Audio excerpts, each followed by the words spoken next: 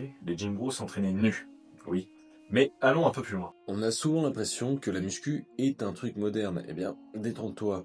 Dès le 8e siècle avant notre ère, les Grecs utilisaient les haltères en pierre pour leur long jump. Ces haltères, elles se sont généralisées au 5e siècle. Elles pesaient entre 2 et 9 kg et permettaient directement d'améliorer les performances des athlètes. On a quelques simulations informatiques à ce sujet qui nous expliquent que celles-ci étaient améliorées jusqu'à 17 cm supplémentaires sur le long jump. Le sport avec halter est même recommandé par Galien. Et Galien, c'est pas n'importe qui, c'est un penseur, médecin de la Grèce antique. Et au IIe siècle, ce dernier dit que cela pourrait permettre de renforcer les soldats, prévenir les maladies et développer une musculature bien plus fonctionnelle. Derrière l'utilisation de ces haltères, il y a une vraie volonté d'optimiser les compétences des pentathlètes. Un pentathlète, c'est quoi? Eh bien, figure-toi qu'un pentathlète, c'est le super sportif de l'époque. Il utilise des javelots, il va faire du saut en longueur avec haltères, comme je te l'ai dit, de la course, parfois en armure, il va faire de la lutte, du lancer de disque, et parfois même faire du pancrace, soit le MMA à l'ancienne. On a notamment Gardiner, un ancien historien, qui nous parle d'exercices comme le curl, les fentes ou le soulevé de terre, qui se faisait déjà avec les haltères de l'époque. En atteste notamment Antilos, un penseur contemporain de l'Antiquité.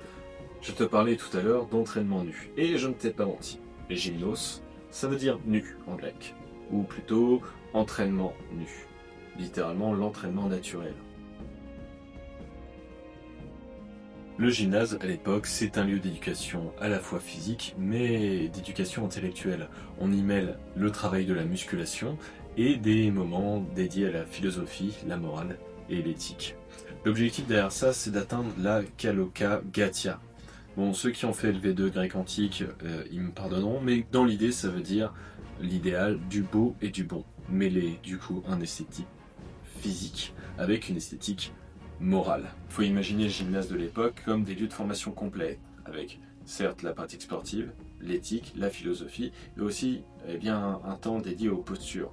Dedans, il y avait des pédotribes. C'est littéralement les coachs sportifs antiques qui corrigeaient les exercices, les postures et échangeaient d'égal à égal avec leurs étudiants. On retrouve cette idée déjà chez Philostrate l'Ancien.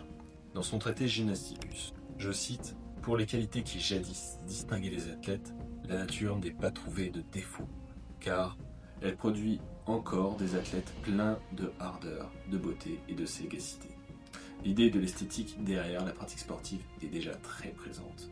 De même, la génétique est déjà pensée, même si on ne l'appelle pas comme ça. Provenir de parents jeunes, surtout si ces parents sont tous deux de bonne lignée, contribue à donner des athlètes ayant de la force, de la vigueur, un sang de bonne résistance, ainsi que des os solides, des humeurs pures et une taille bien proportionnée.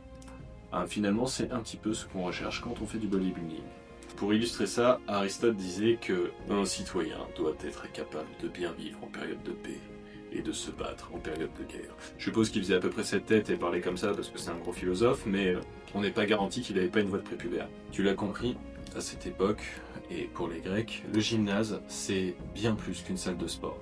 C'est une véritable école de la citoyenneté. À une époque comme la nôtre, où les bulles idéologiques et l'altérité priment sur tout le reste, c'est une idée qui peut nous paraître bien nébuleuse.